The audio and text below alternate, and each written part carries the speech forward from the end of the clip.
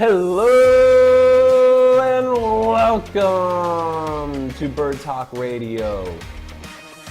I am your host, Joshua Martin. I'll be going over the games, the scores, and, everything Philadelphia Eagles. Go Birds.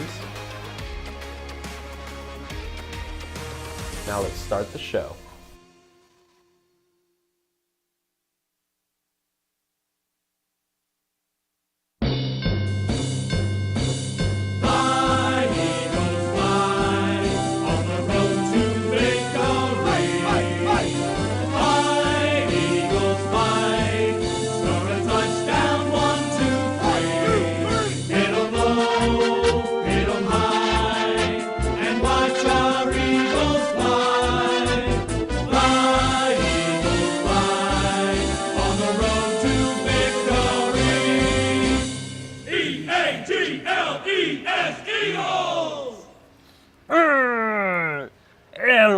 Welcome to another edition of Bird Talk Radio. I am your host, Joshua Martin, and it is also another beautiful victory Monday.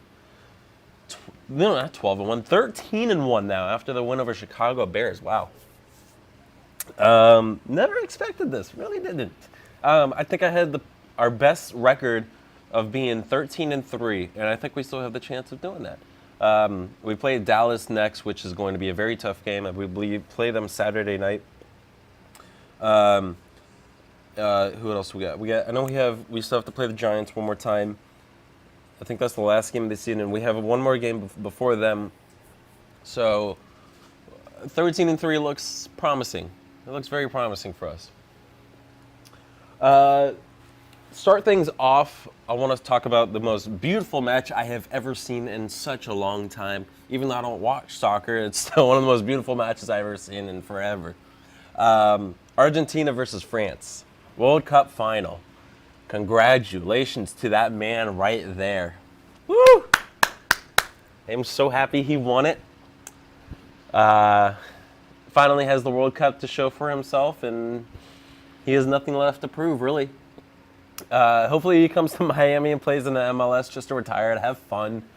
It would be very cool to see or to witness greatness in their sport. I want to see them play in their sport. I've seen LeBron play in Miami. I don't think I've ever got to see Brady play. I want to see Messi play. I want to watch a true soccer game. I know MLS is the most professional. I guess I can go to Europe and watch the true play, but I'd like to see some professional soccer happening. I think that'd be cool to watch. But congratulations to Messi in Argentina. Not even to him. Messi scored 2 goals during regular match because it did go to overtime or extra time in soccer terms, football terms. Whatever. It went to extra time, and then it went into shootout as well too. For a World Cup Finals match, went up to shootout. But yeah, Messi scored twice. He scored with a penalty kick to take the first lead 1-0 in the 23rd minute, and he also scored in extra time, which looked like it was going to be the final goal to set them to give Argentina the win. He scored also in the 108th minute. But also congratulations to Di Maria as well too, who scored in the 36th minute for Argentina. I believe it's Di Maria's last World Cup as well too. I think he said he's done with international play. So congratulations to him as well. Mbappe, who scored a hat trick, the second hat trick in World Cup Finals match history. I think the last one to do it was in 1966. I forgot the guy's name. I think that's the last time. I know Carly Lloyd did it for us for the women's U.S. soccer team in 2015, I believe. She had a hat trick as they were well, too. But congratulations, just one more time, I guess, to Messi, Di Maria, and all of Argentina. Really. Oh, yeah, I forgot to tell you about these are the streets of Argentina after the win. They were just partying hard too. I don't know how to describe it. I wish I understood. I wish I felt what it felt for them, because I know they're just happy, just straight up happy. All right, moving on to football. I talked about, what was it, Thursday night? I talked about San Francisco going against Seattle, right? And I said it was a must-win for Seattle. It was a must-win. They didn't get the win, though. San Francisco came on top. Brock Purdy does it again, 217 passing yards, 17 to 26, and 2 passing touchdowns. Yeah. I believe, don't quote me on this because all comes from the noggin. No, the noggin's not the greatest up there. So I believe the San Francisco 49ers just won their division. Is that right, Daniel? He's going to check, I think. But I think 49ers won the division with that win over the Seahawks this past Thursday night. Gives them a playoff contention and gives Brock Purdy just more time to shine out there and show what he can do. I think George Kittle talked after the game saying, yeah, we've seen the confidence in this kid. It's just he's never had the opportunity because we had Trey Lance and Jimmy Garoppolo. And sadly, with these two quarterbacks going down, Brock Purdy has stepped up to his true potential role, being quarterback for the 49ers. Moving on to the Saturday games, which were beautiful games. The middle game, not so much. But the first Saturday game and the last Saturday game, absolutely beautiful. Started with Indianapolis going against the Minnesota Vikings in Minnesota, Montana. In Minneapolis, Minnesota. My bad. If you look at the score at halftime, the Colts were up 33-0. 33-0, okay? No one has ever in NFL history came back from that much deficit, that point differential, whatever you want to call it. No one has ever came back that far until this past Saturday. Vikings came back, sends it to overtime. And then even in overtime, it took, was it? I think time ran out. I'm not sure. But they went into overtime. And Minnesota takes it down and just gets the field goal for the win. 39-36 comeback victory for the Vikings when all looked hopeless. I'm not going to put them in my top 5 because they almost lost to the Colts. But Vikings have some issues that they need to work on. One maybe is Kirk Cousins. He did have 4 touchdowns and 460 passing yards, but he also did have 2 interceptions as well, too. Justin Jefferson wasn't the player of the game that game. KJ Orbinson was. KJ Osborne, 157 receiving yards, and then 1 touchdown, 10 receptions.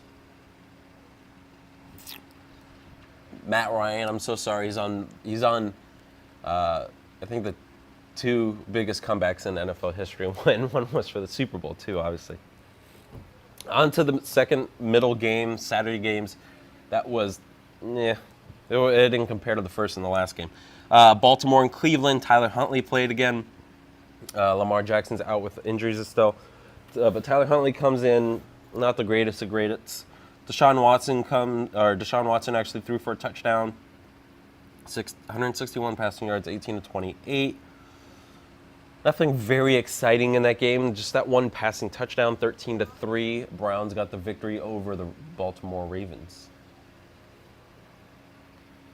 Saturday night game, if you want to, Daniel, want to pull up that beautiful image of Josh Allen in the snow. Ah, yes.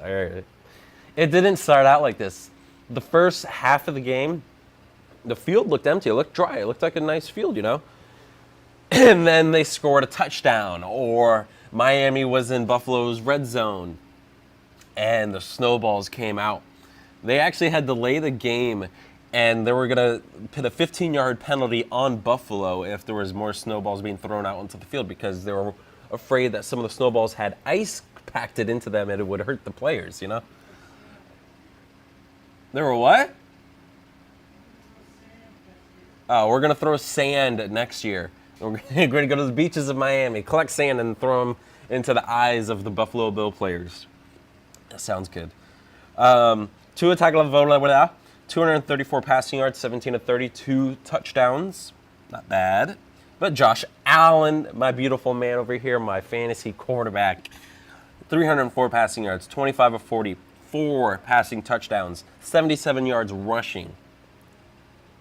Dawson Knox had a beautiful game. He had 98 receiving yards and 1 receiving touchdown. And it was a really good game. It came down to the wire, last field goal to win it. 32-29 over the Miami Dolphins. And we can talk about the pass interference call, but I'm not going to because the game's over. The refs, they need to work out. I thought it was either a year ago or 2 years ago. I know they tried to implement, you can challenge a pass interference call. It was 2 years ago. I don't know what happened to that. They got rid of it. Okay. I don't know why you try something for a year and get rid of it. It actually worked pretty good, I thought, because there was a lot of plays overturned with pass interferences calls, and there was plays they called pass interference where they reversed it and said it was no PI. I think they should bring that back, but it is what it is. Moving on to Sunday, Desmond Ridder had finally got his first start. It did not play good at all. 97 passing yards, 13-26. Got the loss to the New Orleans Saints, 21-18. Atlanta had potential for winning division because that division was up for grasps. Even I believe the Buccaneers are still. They're still under 500. They're 6-8, but they're leading their division. That's the only reason they're in the playoff, which is kind of it is what it is. But Saints got the win over the Falcons, 21-18.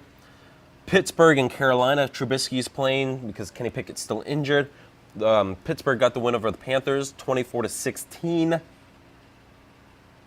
Najee Harris got a touchdown for. I know it's fantasy playoffs weekend. If you guys have Najee Harris, there's no way you made it into the playoffs with Najee on your team. But if you did, he got a touchdown for you guys. Philadelphia and Chicago Bears. It was a kind of close game. Justin Fields just does it on his feet again. Jalen Hurts had a little bit of a shaky game in the air. He had 2 interceptions, but he did have 315 passing yards. On his feet is where he got it all done, though. 61 rushing yards, 17 carries, and 3 rushing touchdowns. It's a lot of people in the studio right now. Kind of scared. Justin Fields, 95 rushing yards, 15 carries. He threw for 2 touchdowns as well, too. They just couldn't get the win in that one, 25-20. Philadelphia Eagles win it, and we moved on to 13-1. I thought we would win the NFC East because we won and the Cowboys lost, but I guess not. So I think we have to win. Obviously, we have to win this Saturday. We would clinch the NFC East. I don't think we'll clinch that one spot. I think the Vikings still have a chance. Let's see. We would move 14-1, even if the Vikings win 12-3. It's 15 games. I think we would clinch the number 1 seed with a win this Saturday. That'll be exciting to see. Home field advantage for all the playoffs. It will be just like 2017 again, and hopefully we can repeat what we did in February 4th of 2018. I believe I have the date right. All right, moving on to the Chiefs and the Houston Texans. There's a lot of people out there, Don. Are they going to watch? Oh, God. Okay. Chiefs and the Houston Texans. So last week, the Dallas had a tough game against the Texans. We go into this week, the Chiefs have a tough game against the Texans as well, too. I don't know what they decided to do against these two teams, but I guess they kind of showed out. Didn't get the win in it, though. The Chiefs still won in overtime. They had to go to overtime for the win. Patrick Mahomes, 336 passing yards, 36-41, 2 passing touchdowns. Travis Kelce, 105 receiving yards. They just came out on top, really. That's about it. It was just a back-and-forth battle. And then a really fun game was Dallas and Jacksonville. They went into overtime in that one as well, too. Trevor Lawrence, another beautiful game. He's actually starting to show himself out finally. 318 passing yards, 27-42, 4 passing touchdowns. And they got the win in overtime with Dak threw the ball. It bounced off one of the receiver's hands, landed into Jacksonville defenders, and they just ran it all the way back for a pick six overtime touchdown. A pick six walk-off, basically. It was cool to see. So Dallas falls short in that one. If they got the win there, they would have confirmed a playoff spot. They still have the chance, but with that loss, they're still out of playoff. Let me try to rephrase. If they won against Jacksonville, they would have been in the playoffs, guaranteed. But with this loss, they still have to go on, I guess. Yeah, thank you. It was very confusing. But I think the Giants win over the Commanders last night, Sunday Night Football, gives the Cowboys a playoff seed. So yeah, I don't know. Detroit and New York Jets. You want to talk about the Jets real quick? No. Okay. So Zach Wilson came in for the injured Mike White. Again, I don't know why they just don't start. Is Joe Flacco injured? Joe Flacco's injured. Okay. So Zach Wilson came in and just gives the Jets another loss. Detroit Lions are actually now in playoff contention too. They're in the hunt. They got a good opportunity. Thank you for the sound effects. Zach Wilson, 317 passing yards, 18-35, 2 passing touchdowns, but he did have an interception as well too. There's a lot of people here. Arizona and Denver. I believe Arizona is now out of playoff contention as well too. The loss to Denver, 24-15. Denver finally gets over 20 points in a game with their quarterback Brett Rypien. But the true story of the game was Latavius Murray on the running game. 130 rushing yards, 24 carries, and 1 rushing touchdown. I had Latavius Murray on my playoff team. Thank you very much. Trace McSorley came in for Arizona. I guess Colt McCoy's injured too, on top of Kyler Murray being out for the season, torn ACL, and just doesn't play good at all. 95 yards, 715, 2 interceptions. Not good. New England against Las Vegas. It looks like it was going to go to overtime. I don't know what New England was trying to do at the end. It was probably some New England miracle. So they handed off. I think it was Robert Stevenson Ramondre Stevenson, who took the ball up the gut, had a beautiful run, throws it back to Jacoby Myerson. There's no time left, so they're trying to lateral it back and forth to get in the end zone and win the game. Jacoby Myers throws it back into Chandler Jones' hand, who is on the opposite team, plays for the Raiders defense. The only person in front of Chandler Jones is Mac Jones, the quarterback for New England. Slams him down and just goes all the way to the end zone. I don't know what they would call this. A walk-off, intercepted lateral for the Raiders, I guess. I don't know what you would call it, but it was a good ending. That ending, comparing that ending and the ending for the World Cup final, it was a good day of sports. Really good day of sports. Tennessee and Chargers. That game came down to the wire as well. Chargers got the win in that one, 17-14. Justin Herbert didn't play the greatest. He had 2 interceptions. Ryan Tannehill didn't play the greatest either. He had an interception as well too. But the Chargers did come out with the win in that one. Tennessee falls short again, and there's going to be some talk for Tennessee because now Jacksonville becomes in contention for winning the AFC South. So there's some eyes to watch over on that one.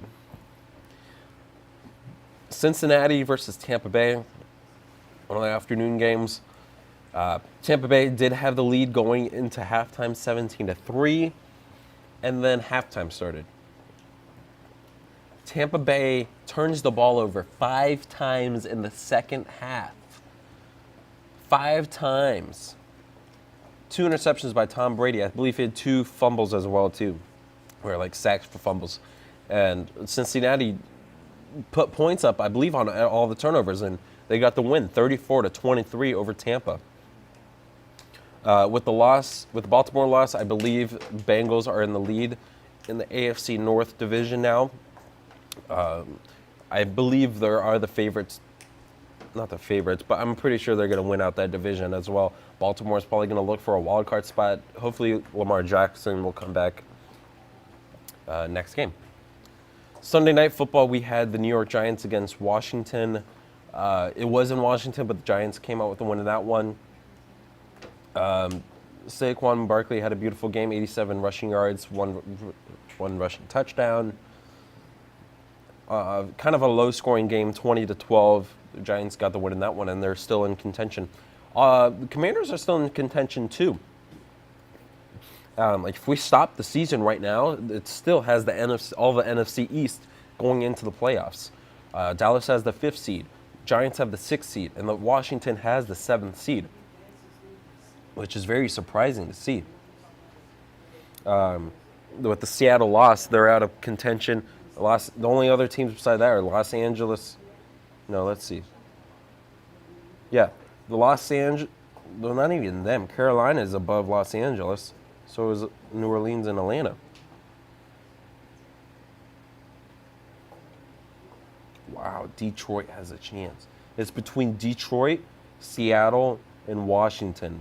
That's what it looks like. It's going to be battling for that 7th seed. So Detroit does have an actual chance of making it into the playoffs with that 7th seed.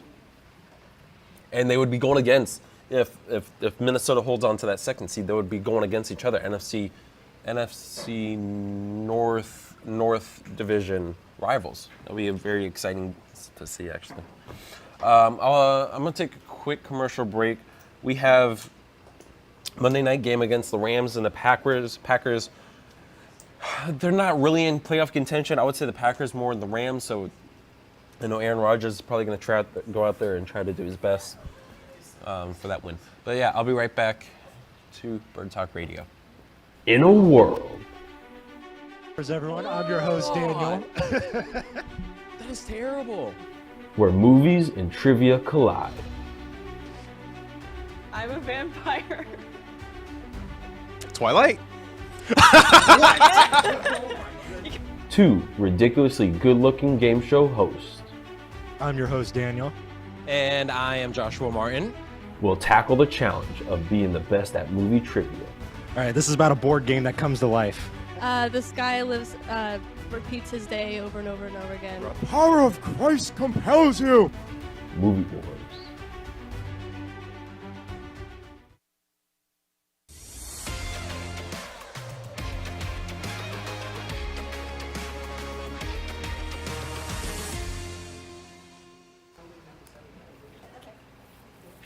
Hello, and welcome back to Bird Talk Radio. I'm your host, Joshua Martin. I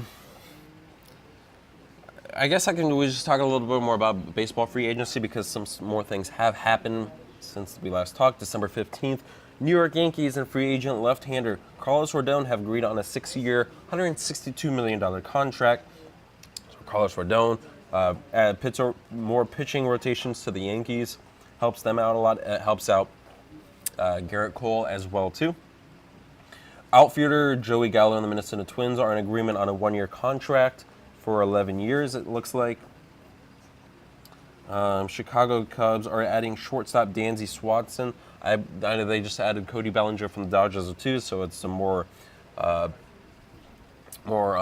power, I should say. 7 years, $177 million for Dansby Swanson. The Los Angeles Dodgers, they added J.D. Martinez, 1-year, $10 million contract with a veteran designated hitter. So he's going to be the DH for the Dodgers next year. I believe they have a universal DH now in baseball, which is really, really, really nice to see. Michael Brantley is headed back to the Houston Astros on a 1-year, $12 million deal, including up to a $4 million more incentives and blah, blah, blah. Blah, blah, blah. I think baseball is going to be fun next year, especially with the pitch clock. That's what's really going to make things more exciting. Get the game faster, make it more faster, more intense, more exciting.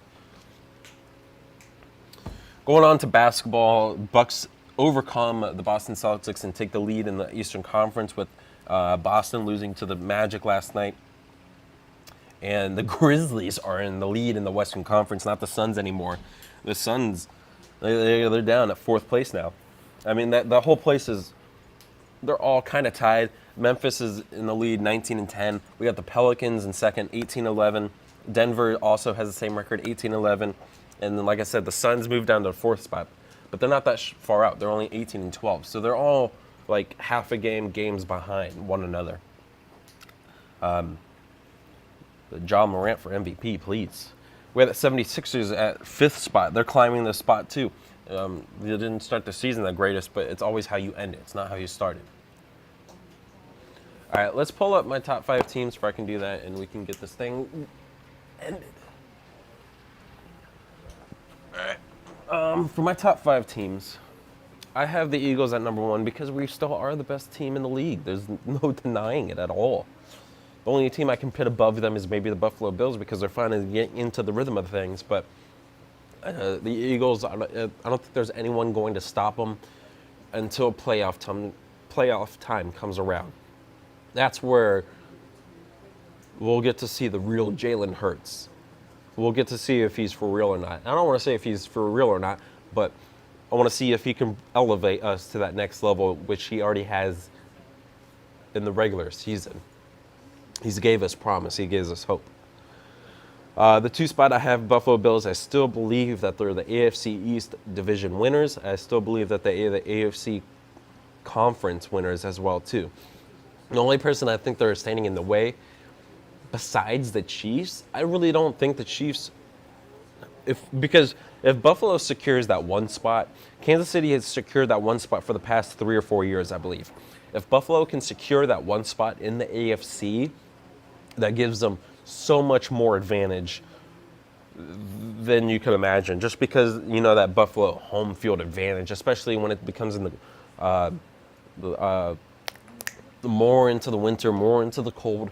They're still going to see more snowstorms, more blizzards, and playing that rigid weather is just going to be hard and rough on these other teams that are coming in, especially if the fans are going to keep pelting snowballs at people. I got the Chiefs at 3 still. Chiefs are the Chiefs. Don't count them out for anything at all. And then I got Cincinnati Bengals. They got another win over the Buccaneers. So they're on that 5-game, 6-game win streak, whatever it is. Very promising, though. The AFC North leaders now in that division after the Baltimore loss. And then I got pushed Dallas Cowboys back a little. They did lose to the Jacksonville Jaguars. I don't think it was Dak's fault. I don't think it was the Cowboys' fault or anything. It was just a tough loss for them. But I still have Dallas. They're going into the playoffs for sure, and that's going to be a tough team to play against. But yeah, that's a pretty good top 5 for now. I don't know. How should we wrap this up? All right. Catch me next week. I'm going to be trying to come back maybe on Mondays at 11 again. That sounds like a good time for me. And we still have Monday night football today. Like I said, it was the Rams going against the Packers in Green Bay, Wisconsin. So look out for that one tonight. Green Bay hopefully trying to make a wild card spot. Not looking very promising for them, but it's going to be a good battle tonight, I believe, between Baker Mayfield of the Los Angeles Rams and Aaron Rodgers of Green Bay Packers. Yeah, I'm your host, Joshua Martin. Just catch me next week. If you want to get on the show, contact me, birdtalkradio2022@gmail.com. And I will be live next week as well, Monday at 11 a.m. again. Right. Peace out and have a beautiful day. Thank you for watching Bird Talk Radio. Again, I am your host, Joshua Martin. If you want to contact me or be on the show, just email me at birdtalkradio2022@gmail.com, or you can call in during the show at 888-994-4995 in Studio A. Have a wonderful day, and remember, go Birds.